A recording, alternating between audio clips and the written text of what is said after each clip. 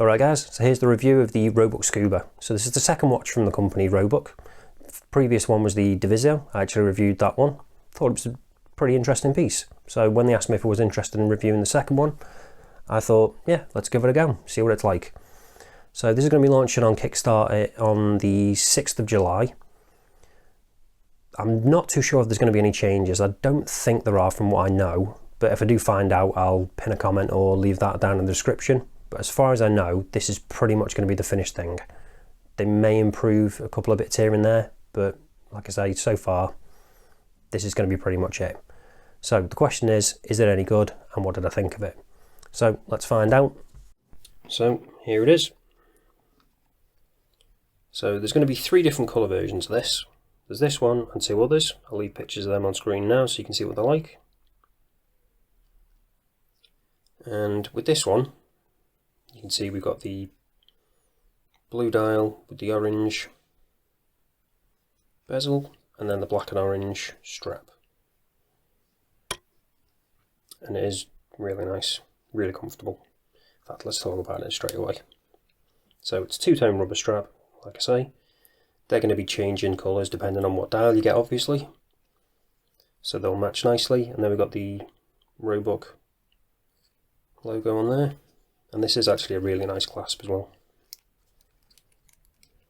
So it's a milled one, and then you can adjust it just by lifting this up, and you slide that strap to wherever you need it, click it back in, and then you've got the excess that sits on the inside, and you clip it over so it doesn't flap around. And it is really nice, again with the double pushers. Flicking back around to the dial though, let's get a zoom in on that. So we've got a sandwich dial on this, so all those indices are actually sunken on the lower layer, and then they're filled with loom. So we've got a fully printed dial, got the Roebuck Watch Company at the top, with the logo just above that, then we've got Scuba at the bottom, and 300 meters. I do quite like the hands on this though, nice bit of detail. Get that second hand to move out of the way. We've actually got what appears to be the Roebuck logo made up on the hands, on the hour and minute one, which is a really nice touch. I do like that. And they're all really nice length as well. Second hand reaches right to the edge, minute hand to the edge of the indices, and then the hour hand just touching the inside of them. So perfect proportions. Now with this bezel, you could probably tell when you were looking at it then, it is actually a sapphire one, it's not a ceramic. It's 120 click as well.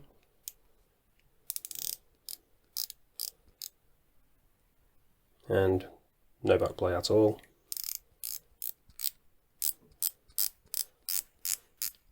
When I first got this, I was a little bit nervous about whether it was going to be grippy enough, because it is completely round, but it is pretty grippy actually, so you shouldn't really have a problem with that.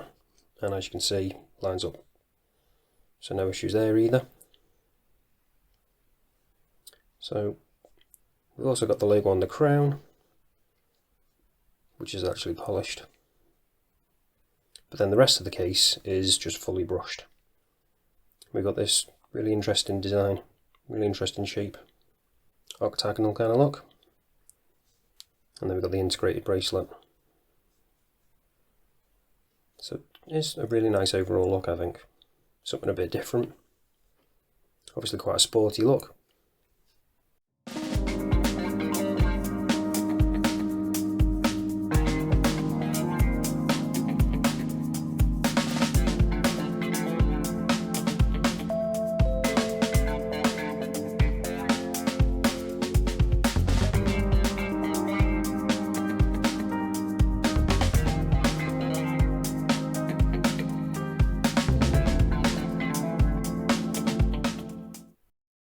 So let's talk about the dimensions. So we've got a thickness of 11.6, got a diameter of 43.6, but then we have actually got pretty compact, 47 lug to lug. So despite that large diameter, it does wear smaller than that suggests, with that lug to lug being so short. Because as you can see, it's barely past the bezel really, which does make it wear, like I say, smaller than you'd think, but I'll show you that in a bit. So now, actually I'm going to do this, I'll leave that done up. Let's test whether we've got sapphire crystal on this, using the trusty diamond selector 2.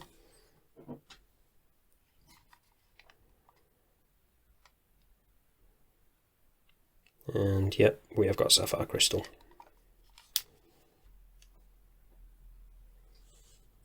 Oh, forgot to show you as well the case back on this, which is quite nice. So you can see we've got really nice design on that. And we've got automatic movement, scuba, 300m water resistance, 316 all stainless steel, and sapphire crystal. But it is a really nice design. Do you like that? And although this bracelet, well, strap, sorry, is integrated, you can actually swap it out, and it's 20mm lugs on that if you do want to swap it for something else. But bear in mind, it might not wear as well as this will, but it's possible to do. So to quickly talk about the movement on this, there's going to be a date and no date version of this available. So you're either going to have the Miyota 90S5 on this one, or the Miyota 9015 on the date version. So as you can see with the second hand, it's a high beat movement, so you got the nice sweeping at that second hand. So quickly unscrew this. Really nice grippy crown, by the way. So it pops out, and then second hand stops, so you've got hacking. Then you can change the time, pop it back in, second hand re-engages, and then screw it back down.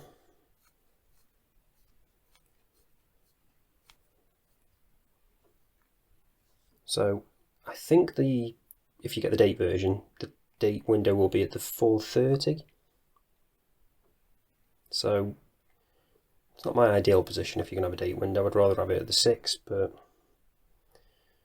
like I say, you've got the option of the date window or the no date version. It's up to you. So now let's see what that lume's like. So it's glowing quite brightly already, but as always, let's charge it up, give it a proper chance.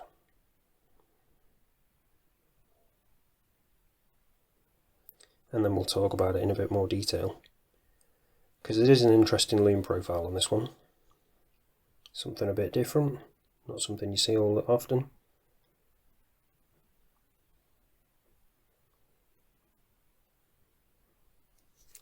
And there we go. So we've got a few different colours going on here. So the bezel is BGW9, but there isn't a great deal of it there. The hour and second hand, the minute and second hand are also BGW9, but then the rest of it is C1. Bit of an interesting choice. As you can see, the bezel is fading pretty quickly because there isn't a great deal on there. I personally would have preferred to see all of the indices in the hands being BGW9, because I think it just looks a bit brighter, to be fair, overall. But they decided to do it this way. But again, I personally would have preferred it that way. Perhaps they could add a bit more lume on those indices with them being sunken, being the sandwich style. That might help. But to be honest, it's not the best lume. We have got a nice bit of lume on this crown, which is interesting. I've not seen it around the edge like that before. So at least it makes it easier to see where the crown is, instead of it just being on the logo. So it's semi-functional. So despite the C1 fading from the initial brightness on the indices, it stays at this kind of level now a decent amount of time, so it is usable, but it's not the best. As you can see, the hour hand, the minute hand, sorry, is quite a bit brighter. So all that's left to do now is show you what it's like on wrist. So this is what it looks like on my 7-inch wrist. Like I say, it does wear really comfortably with this, and you can adjust it to pretty much any size you want. And again, with that pretty compact lug to lug, it does wear smaller than you'd think, with it being just over 43mm diameter. I wouldn't recommend wearing it if you've got a smaller than 7-inch wrist, but 7-inch and above does wear nicely. Despite being a fairly flat case, not a lot of curvature to the lugs, but with this strap, that does kind of help with that. So if you're after an interesting piece, something a little bit different, links will be down in the description as always if you want to check it out. But that's it for this one, guys. Thanks for watching, and I'll see you in the next one.